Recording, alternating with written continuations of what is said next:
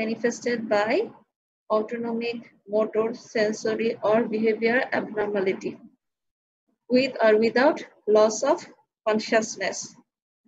With or without loss of consciousness. So seizure as a whole, definition of seizure is, it is the sudden transient brain dysfunction manifested by abnormality in motor, sensory, autonomic, or behavioral function with or without loss of consciousness. This is seizure. What is convulsion? The motor component of seizure is called convulsion. The motor component of seizure is called convulsion. What is neonatal seizure? If a baby has seizure within 28 days of age, it is called neonatal seizure. If a baby develops seizure within 28 days of life, it is called neonatal seizure. Have you learned the causes of seizure in children?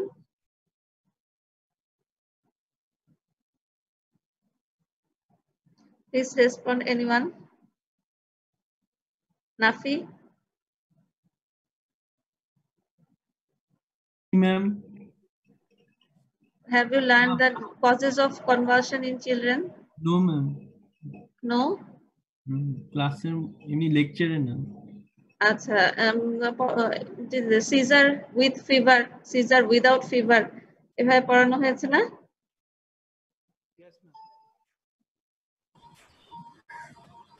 Seizure with fever. ওয়ার্ডে পড়ানো তো হয়েছে যে seizure with fever and seizure without fever পড়ানো হয়েছে না? জি ma'am. হ্যাঁ, so there are causes of seizure which are subdivided with fever, without fever in children.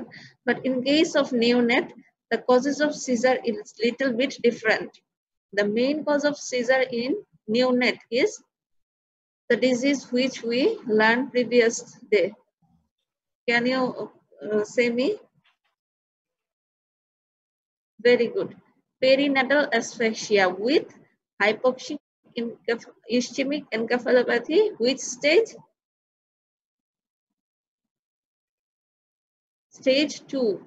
Stage 2 and 3. That's it. Now, the main cause of convulsion or seizure in neonate is perinatal asphyxia with hypoxic ischemic encephalopathy. There are some other causes like metabolic. Metabolic causes are hypoglycemia, which occur in infant of diabetic mother, or prematurity. And there are some other causes: hypocalcemia, hyponatremia, hypernatremia, and hypomagnesemia. So metabolic causes are hypoglycemia, hypocalcemia, hypomagnesemia, hyponatremia, and hypernatremia. Infection. Infection is common in neonate, that is neonatal septicemia. Meningitis. Meningitis means inflammation of coverings of brain and spinal cord, that is meninges, mainly leptomeninges. So meningitis, encephalitis, and neonatal septicemia. And there are other causes like torch infection. What is torch? Toxoplasma, rubella, cytomegalovirus infection, and herpes simplex infection may also cause neonatal convulsion. And there are causes, some brain abnormality like congenital brain malformation. The baby may have absence of corpus callosum, or there may be absence of cerebellum, or there may be presence of excessive fluid in brain. These are the congenital malformation of brain. So congenital malformation also causes neonatal convulsion. Birth injury. If the baby have injury at the birth, that may cause intraventricular hemorrhage, intracranial hemorrhage leading to neonatal seizure. And there are some other causes like neonatal tetanus. Neonatal tetanus. It is very dangerous disease. In neonatal tetanus, the baby may have neonatal seizure. And if the baby have inborn error of metabolism. Inborn error of metabolism means we know that we take carbohydrate, protein, fat, and these three main ingredients metabolize in our body in different several pathways, and these pathways needs enzymes. If the baby have any enzyme defect, the metabolite cannot proceed to the furthest step, and there is excess accumulation of that product which may accumulate in the brain, liver, kidney, and as it deposit in brain causes convulsion. These are the inborn error of metabolism. Why it is called inborn? As the baby born with defect of that enzyme. So there are many causes of neonatal convulsion. Main cause is perinatal asphyxia with hypoxic ischemic encephalopathy. Then metabolic causes like hypoglycemia, hypocalcemia, hypomagnesemia, hyponatremia, hypernatremia. And in neonate, another important cause is kernicterus. What is kernicterus? Do you know that? Yes. Phosphorus is the blood thing, right? Yes, in neonate develop neonatal jaundice. Most of the time, this neonatal jaundice is physiological, but if this jaundice is due to pathological cause, due to Rh incompatibility or EB incompatibility, there will be excess destruction of red blood cell, and these red blood cells produce unconjugated bilirubin. In normal babies, this unconjugated bilirubin convert to conjugated bilirubin in liver, and conjugated bilirubin excrete through urine and feces. But in case of pathological jaundice like Rh incompatibility, APO incompatibility, the production of unconjugated bilirubin is too much high. That's why this bilirubin cannot convert to conjugated bilirubin in liver. These unconjugated bilirubin circulates through blood and crosses the blood-brain barrier and deposit in the basal ganglia. This deposition of the excess bilirubin in basal ganglia can produce a disease called kernicterus or bilirubin encephalopathy. That's why the baby may develop convulsion, may develop neuropathy, may develop developmental disorder. So kernicterus is another cause of neonatal convulsion.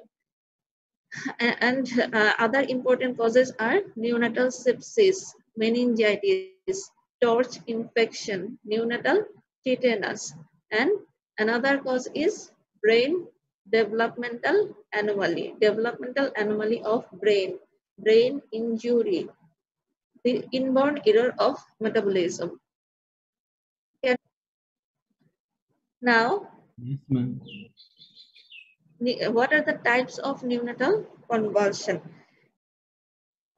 Have you learned the types of convulsion in children? Seizure disorder, types of epilepsy, complex seizure, simple seizure, partial seizure, complex seizure, এগুলো আমরা পড়েছিলাম তাই না? তো নিউনেটে এভাবে divide করা হয়নি। এখানে neonatal seizure is very difficult to identify. Even a doctor can miss the neonatal seizure because neonatal seizure is subtle. Subtle means বোঝা যায় না। নিউনেটাল কনভালশন হচ্ছে কিন্তু বোঝা যাবে না। কেমন সেটা? This neonatal convulsion may present with blinking of eye or staring to an object stare look, or the baby may have slight movement of the hands, or there may be chewing movement, there may be sucking movement, or there may be jaw thrusting. মনে হবে যে বাচ্চাটা খাচ্ছে, সাক করছে, কিন্তু আসলে সেটা convulsion. Clear? তাহলে নিওনেটাল সিজার মেইনলি সাটেল হয়।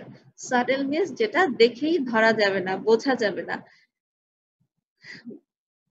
অনেক সময় অনেক ডাক্তাররাও মিস করে, বাবা মা তো মিস করেই, অনেক সময় ডাক্তাররাও মিস করে যায় যে বাচ্চাটার কনভালশন হচ্ছে, কারণ মনে হবে যে বাচ্চাটা এক দৃষ্টে একদিকে তাকিয়ে আছে। এটাকে কি বলে? Stair look, blinking of I, চোখ পিটপিট করতে থাকবে। অনেক সময় এটাকে অনেকে স্বাভাবিক বলেই মনে করবে।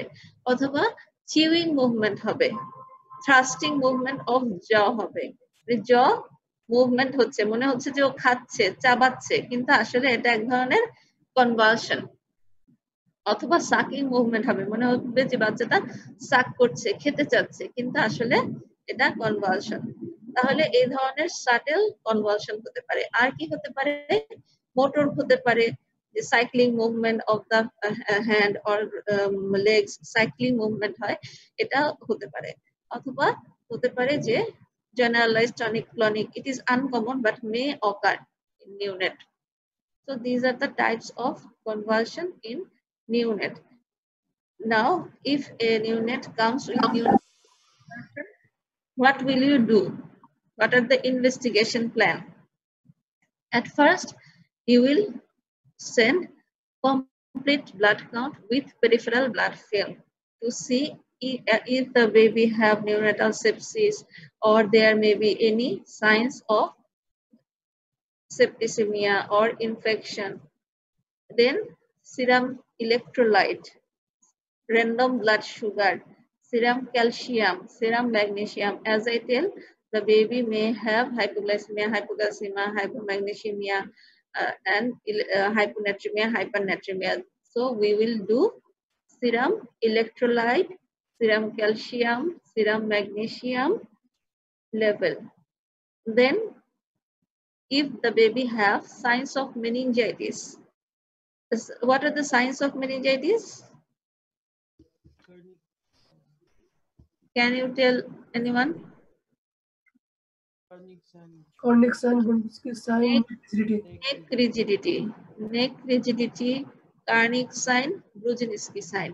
But these three signs are not present in children.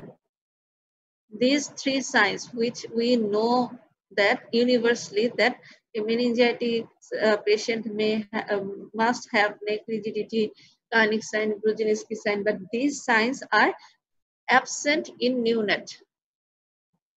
So how can we differentiate the baby have neonatal meningitis? There are other features like the there is a presence of fontanelle. You know that in our head there are two fontanelles, anterior fontanelle and posterior fontanelle. Do you know that? Ji ma'am. Yes. It is anterior fontanelle is a diamond-shaped gap in between sutures. That's why our brain can develop. In neonatal meningitis, this fontanelle will be bulge and tense. Anterior fontanelle will be bulge and tense. The baby may be irritable, excessively crying, and there may be opistotonic movement. There may be stiffness of the whole body and convulsion. So if a baby don't have the criteria of signs of meningitis, you cannot tell that the baby don't have neonatal meningitis. You have to look for bulge fontanelle and neurological status of the baby. If the baby have excessive cry, excessively irritable, inconsolable crying. Inconsolable crying means the crying cannot be stopped by any way. Inconsolable crying. Or the baby have continuous monotonous crying. And there may be convulsion. This convulsion may be subtle. There may be cyclic movement of the hands, legs, or maybe seizure of different parts of the body. Focal seizure also occur in neonate. So if we have suspicion about neonatal meningitis, we have to do CSF study by doing lumbar puncture. Clear? And we have to do ultrasonogram of brain. Ultrasonogram of brain, as I say that if the baby have birth injury or the baby is preterm low birth weight, there may be intracranial hemorrhage. There may be intraventricular hemorrhage, which may be the cause of neonatal seizure. That's why we need to do ultrasonogram of brain. If these investigations are inconclusive, you cannot identify the cause of convulsion, then you will do CT scan or MRI of brain, or can do inborn error of metabolism. A rare cause of neonatal convulsion is pyridoxine deficiency. I forgot to tell that pyridoxine deficiency. Congenital pyridoxine deficiency may also cause convulsion. If all investigations are normal, you can think about pyridoxine deficiency. Now, how can you manage a case of neonatal convulsion? It is very, very important. In each episode of convulsion, there will be damage of neuronal cells. So you cannot wait for convulsion to occur in front of you. So when a child with neonatal convulsion comes to you, you have to ensure ABC: airway, breathing, and circulation. Airway, breathing, and circulation.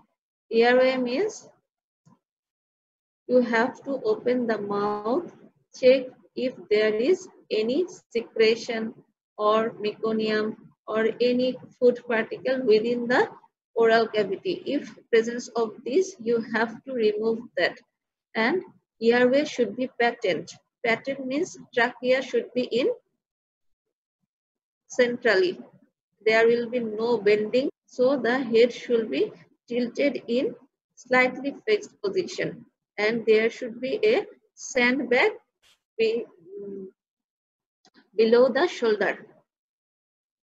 There may be, so the airway will be patent. To keep the airway patent, we keep the baby in neutral position. What is neutral position? The baby's head will be slightly tilted. Head tilt, chin lift maneuver. Head tilt, chin lift maneuver. And jaw thrust. Chin will be in vertical position and jaw thrust. Keep a pressure over the temporomandibular joint so that baby will be open his mouth. And if available, a oropharyngeal tube can be introduced in the baby's mouth. By this way, we can make the airway patent. Understand? Then breathing. Look for breathing. If the baby is breathing well, then look for either the baby have cyanosis or respiratory difficulty. Then give oxygen. If the baby have no respiration, then give mouth-to-mouth breathing or ambu bag ventilation, or if available, put the baby in mechanical ventilator. Understand how can we secure breathing? We will give oxygen. If there is no respiration, then put the baby in mechanical ventilator if available. If not available, then do mouth-to-mouth breathing or ambu bag breathing. Then think of circulation. You have to put an IV channel immediately. You have to put an IV channel immediately. And by this time, you have to send the investigation like random blood sugar, electrolyte, CBC, blood grouping should be sent for investigation. So when a baby came to you, you will do ABC, airway breathing circulation. And by this time you have to give anticonvulsant. What is the choice of anticonvulsant in neonate? Phenobarbital. And what is the choice of first anticonvulsant in children? Parental diazepam. Very good. Parental diazepam. But in case of neonate, we don't use parental diazepam. We will have to secure IV channel and give phenobarbital. The dose of phenobarbital, loading dose is 20 milligram per kg. IV bolus. The rate of infusion should be less than 1 milligram per kg per hour. That is, you have to give the phenobarbital very slowly. Understand? So at first you have to give phenobarbital 20 milligram per kg loading dose. If conversion not control within 10 minutes, then you can repeat phenobarbital again 10 milligram per kg. If not control, you can again give phenobarbital 10 milligram per kg up to 40 milligram per kg. If conversion not control, then you have to give phenytoin, intravenous phenytoin, the phosphenytoin. The loading dose of phosphenytoin is 30 milligram per kg. 30 milligram per kg. These should also be given over half hour to 1 hour, very slowly. Sorry. If conversion not controlled, then you again can repeat phosphenytoin at a dose of 15 milligram per kg. So at first give phenobarbital 20 milligram per kg. If not control, give 10 milligram per kg. If not control, give 10 milligram per kg. So you can give 40 milligram per kg of phenobarbital. If conversion control not occur by 40 milligram per kg of phenobarbital, then give phosphenytoin. First dose is 30 milligram per kg. If not control, then give 15 milligram per kg. If not controlled by phosphenytoin, initially by 30 milligram per kg, then by 15 milligram per kg, then give midazolam. Then give midazolam. Midazolam 0.2 milligram per kg stat or 0.15 milligram per kg per hour. But before giving midazolam, you have to counsel the patient parents about neonatal intensive care unit. As the baby is receiving so much anticonvulsant, these anticonvulsants are cardiorespiratory depressive drugs. There may be sudden cardiac arrest or there may be sudden respiratory arrest. That's why you have to counsel the parents about neonatal intensive care unit. The baby may need mechanical ventilator immediately. So before giving midazolam, you counsel for NICU. If the convulsion not controlled by midazolam, then think for anesthetic drugs like propofol, lidocaine, and also think of pyridoxine deficiency. If available, you can give pyridoxine. And by this time, if you have reports in your hand that the baby has hypoglycemia or hypocalcemia or hypomagnesemia or hyponatremia, you have to correct that metabolic in abnormality. If the baby have hypoglycemia, in case of neonate, hypoglycemia is called if the blood sugar is less than 2.6 millimole per liter. What's about the this reference value in adult? Can anyone tell when we say hypoglycemia in adult?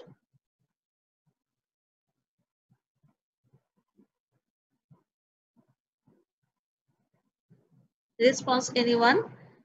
What is the definition of hypoglycemia in adults?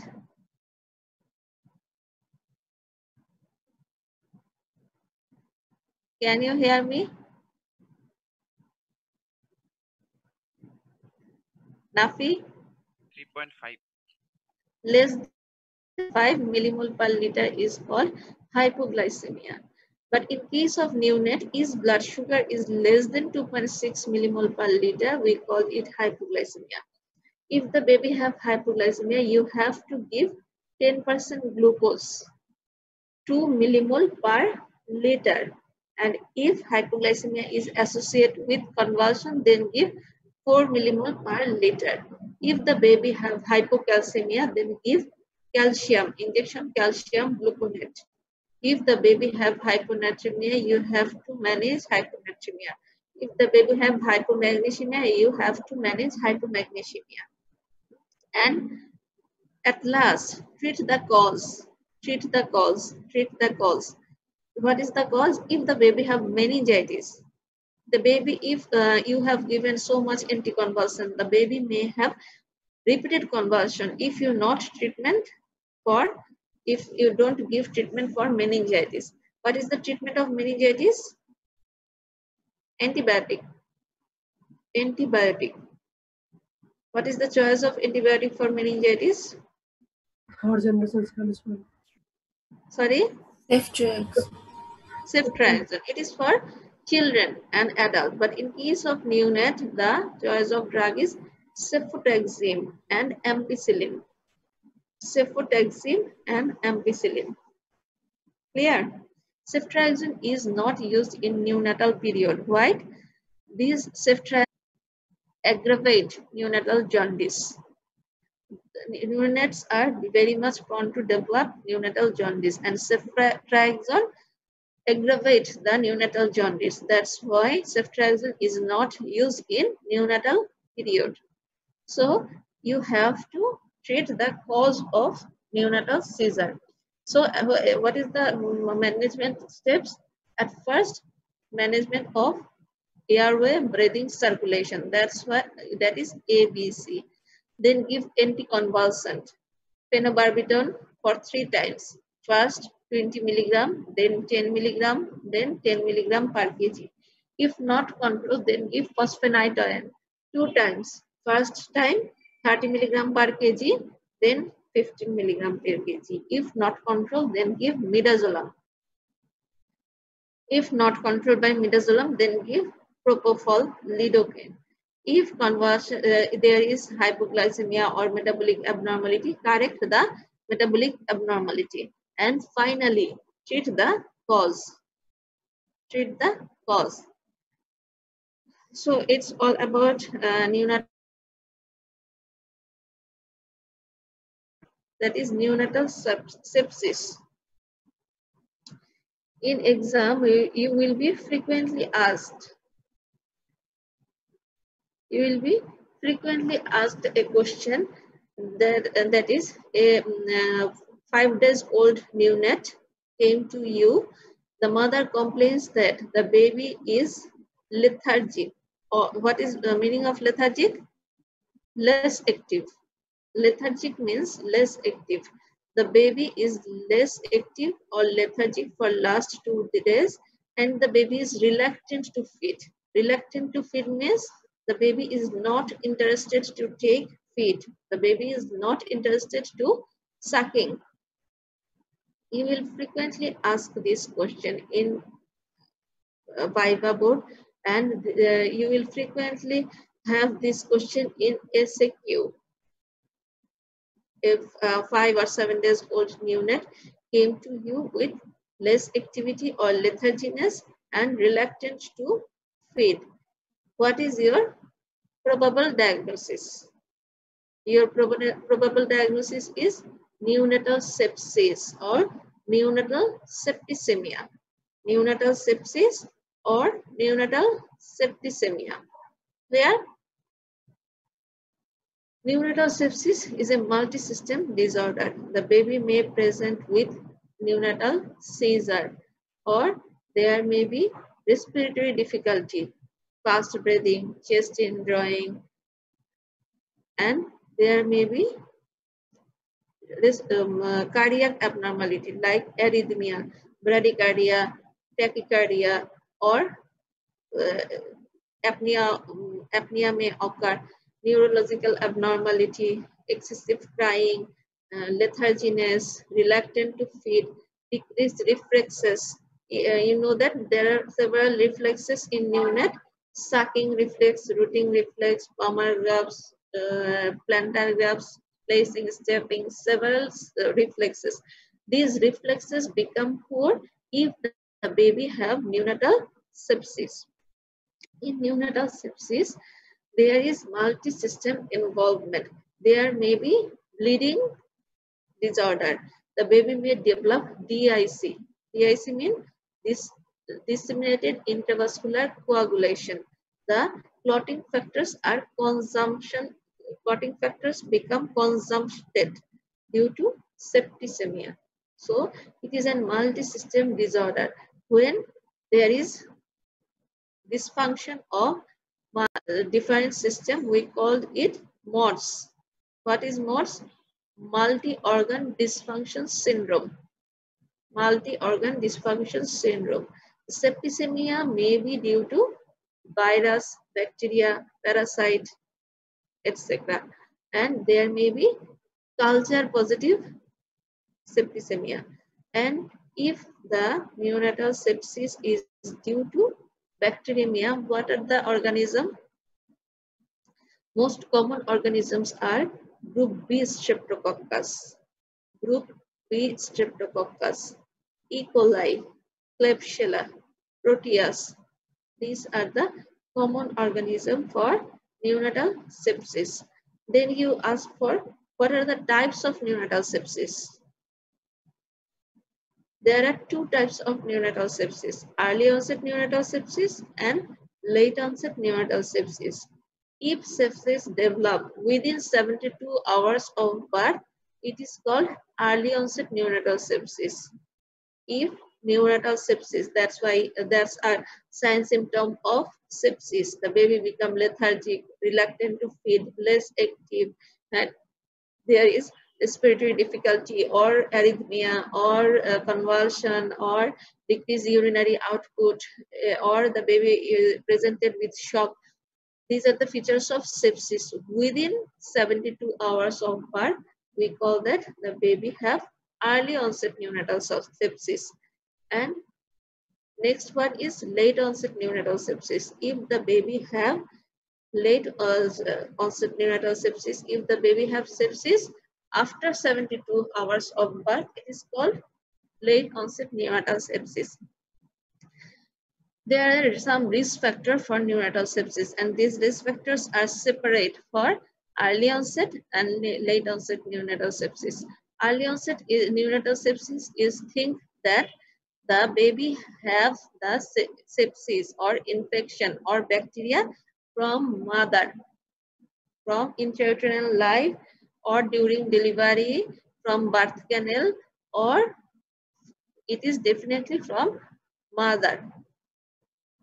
So the risk factor for early onset neonatal sepsis are if the mother have fever, perinatal period, if the mother have fever.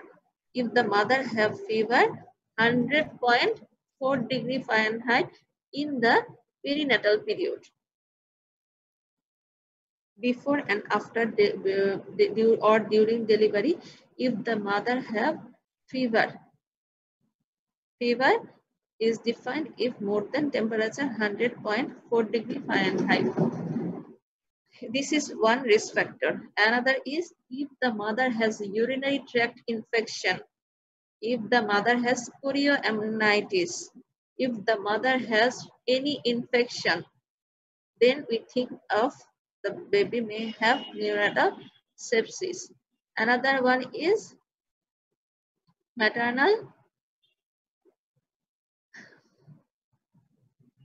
foul smelling lochia, maternal foul smelling lochia, or repeated unclean vaginal examination. In case of normal birth, you know that the gynecologist or the birth attendant may need to do pervaginal examination to see the progress of delivery. And if this per vaginal examination is unclean. Even a single unclean per vaginal examination may cause the infection of the baby, or repeated clean vaginal delivery. More than 3 times clean per vaginal examination may also cause a risk factor. Other causes are if the baby is premature. In case of premature baby, the immune system is too much weak. That's why they may develop infection. Perinatal asphyxia is another risk factor. And other risk factors are if the delivery is done in unhealthy situation or unhygienic environment. So the risk factor for early onset neonatal sepsis are maternal peripartum fever and maternal urinary tract infection, chorioamnionitis, foul smelling lochia, single unclean per vaginal examination or more than examination if the baby is preterm, or there may be perinatal asphyxia. These are the, or the mother have premature rupture of membrane. If the mother have premature rupture of membrane more than 18 hours, we know that before delivery there will be rupture of amniotic membrane. But if this membrane rupture more than 18 hours, then it is called premature rupture of membrane. This premature rupture of membrane can cause neonatal sepsis. These are the causes of early onset neonatal sepsis. And what are the risk factors for late onset neonatal sepsis?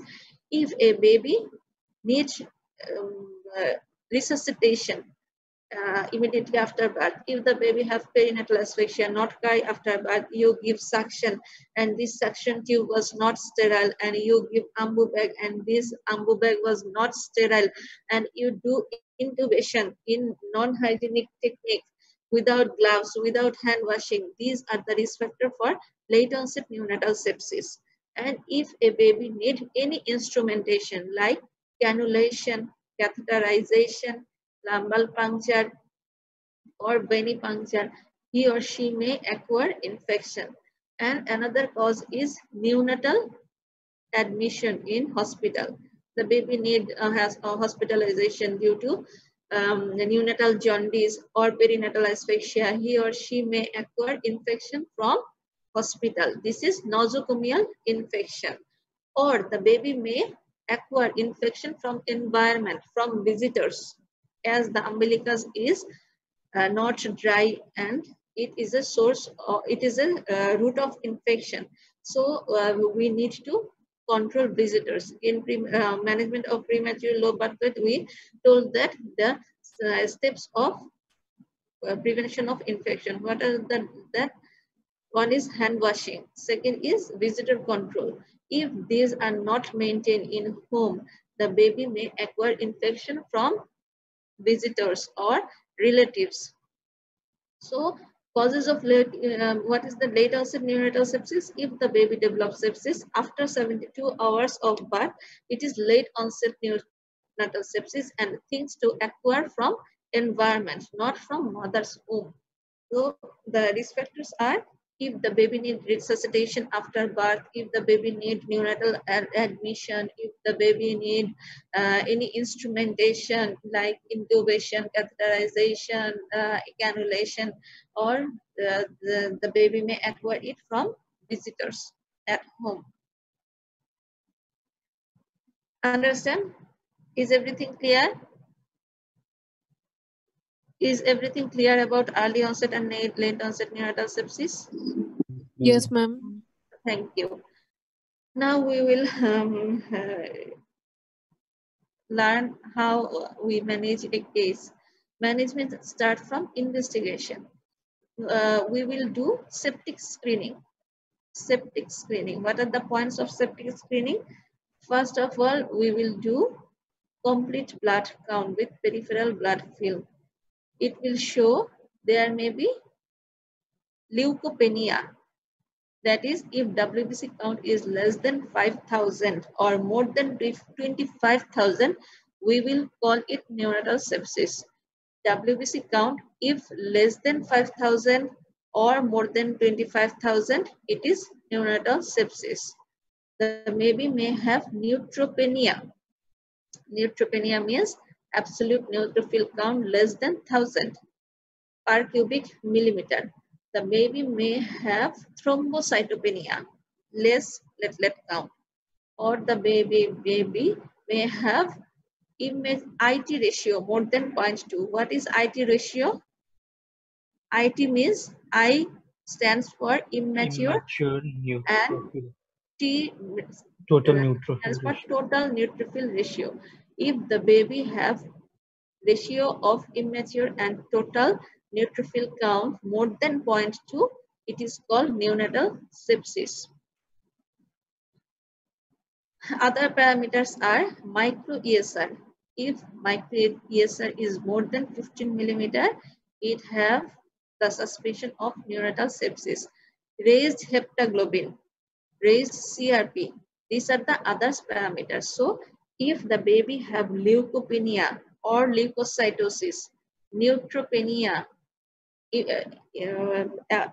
high immature and total neutrophil ratio, high micro ESR, high CRP, high heptoglobin, then think of neonatal sepsis. What are the other investigation? If the baby have meningitis, signs symptoms of meningitis, then do CSF study, and it is told that you have to do culture of all body fluids. What are the body fluids? One is blood, one is CSF, one is urine, or others may be saliva and etc. So do in blood culture, urine culture, CSF study, and if the baby have respiratory difficulty, do X-ray, chest X-ray. If have abdominal distension, feeding intolerance, blood stained vomiting, blood stained stool, then do ultrasonogram of abdomen, plain X-ray abdomen, and your investigation will depend on the presentation of the baby. If the baby have neurological abnormality, convulsion, then do ultrasonogram of brain. And also you have to do serum electrolyte, random blood sugar, serum calcium, serum magnesium, because these levels become abnormality due to neonatal sepsis. And how can you manage neonatal sepsis? In any baby, any sick baby, you have to follow some rules: supportive treatment and specific treatment. What is the supportive treatment of this baby? At first, place the baby in thermoneutral zone. What is thermoneutral zone? We know that there are several mechanisms of heat loss, and this septic baby may be hypothermic. Hypothermia is more common than fever. In case of adult or children, if the baby have infection, we have fever. If I have an infection, if I have a UTI or septicemia or typhoid fever, I have fever. But in case of neonate, fever is less common. Hypothermia is more common than fever. So you have to place the baby in thermoneutral zone from where he will not acquire heat or not lose heat. Neutral. That means the baby have to keep warm. Clear? So the baby should be placed in thermoneutral zone. Keep the baby warm. Then secure airway breathing circulation. If the baby need oxygen, give oxygen. If the baby is can tolerate feed, can take feed, then give breastfeeding. If cannot breastfeed, as we say, the baby become reluctant, then give NG tube feeding. But if the baby have abdominal distension, vomiting, then stop feeding and give IV fluid. What is the choice of fluid? If less than 1 day, that is within 24 hours, you will 5% on 10% dextrose in aqua. If more than 24 hours, then give baby saline. Baby saline, dextrose in baby saline, 5% or 10%. Then other supportive measures have, if the baby have any metabolic abnormality, hypoglycemia, hypocalcemia, hyponatremia, then correct the metabolic abnormality. If the baby have metabolic acidosis, then correct metabolic acidosis. If the baby have anemia, if the baby have low platelet count, then give platelet transfusion and blood transfusion if it is indicated. If the baby have convulsion, give anticonvulsant. If the baby have neonatal jaundice, as neonatal sepsis aggravate jaundice, then give phototherapy. These are the supportive measures. So you have to ensure feeding, you have to ensure warmth, and you have to correct metabolic abnormalities. If you have to correct anemia, thrombocytopenia. And what is the specific treatment for neonatal sepsis? Antibiotic. Antibiotic is the specific treatment for neonatal sepsis. You have to know the antibiotics which are used in neonatal sepsis. First line antibiotic is ampicillin and gentamicin. You are randomly asked in Viva, what is the choice of antibiotic in neonatal sepsis? First line is ampicillin and gentamicin. You have to memorize that. You have to memorize that. It is a must-know topics. First line antibiotic is ampicillin and gentamicin. Second line antibiotic. Sorry? Ma'am, I'm not penicillin bolte parbo ki na first line e? Yes, you can say penicillin, but you cannot say amoxicillin. Yes, penicillin are several groups, so you cannot say amoxicillin. You have to say ampicillin and gentamicin. Second line, what is the second line drug? Cefotaxime or ceftazidime.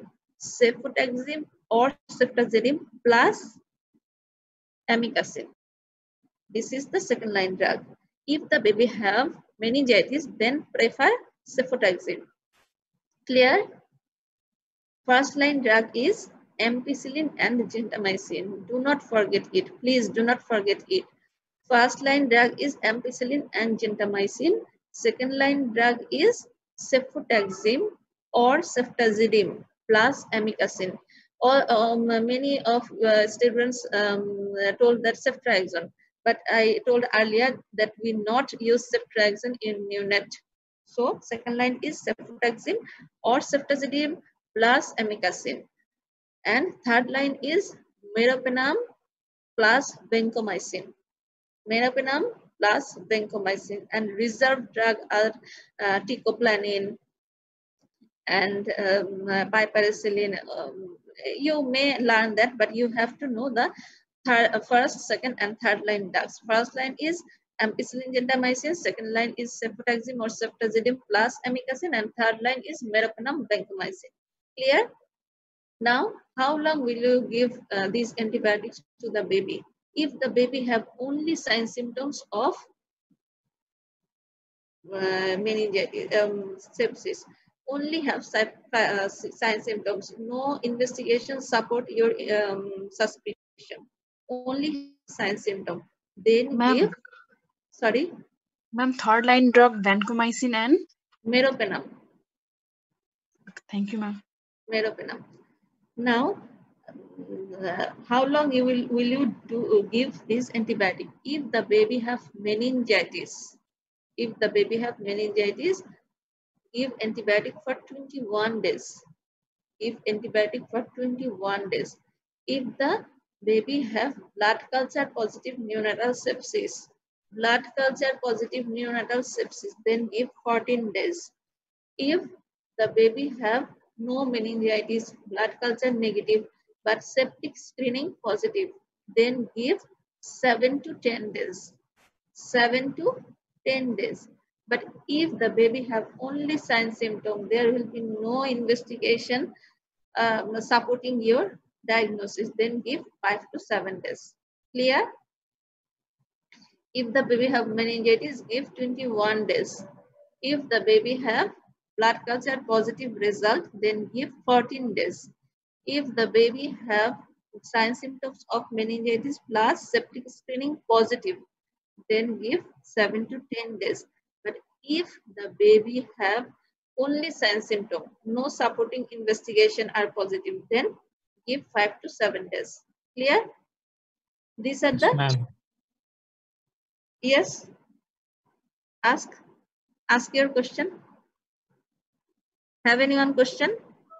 No, ma'am. Okay. There are some adjuvant therapy.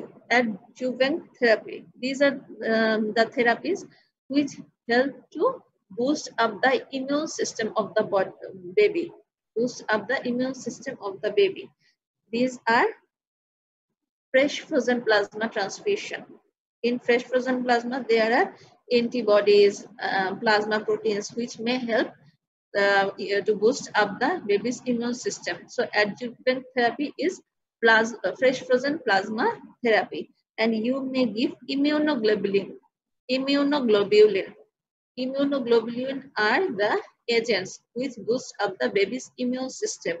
Or you may do plasma exchange. That means babies infected, antibody coated plasma are removed from his or her body, and new plasma or new blood is introduced in the baby's body. It is plasma exchange. These are the adjuvant therapy. So you can treat a patient in 3 steps. First one is supportive therapy, next specific therapy, and third one is adjuvant therapy. Clear? So we can finish now. Have Ma'am, anyone? আমাদের second, Sorry? ma'am, second line antibiotic গুলো ma'am কি ছিল? একটু repeat. Cefotaxime or ceftazidime. Cefotaxime or ceftazidime plus amikacin. Cefotaxime plus amikacin or ceftazidime plus amikacin. G, thank you ma'am. Okay. Can you finish now?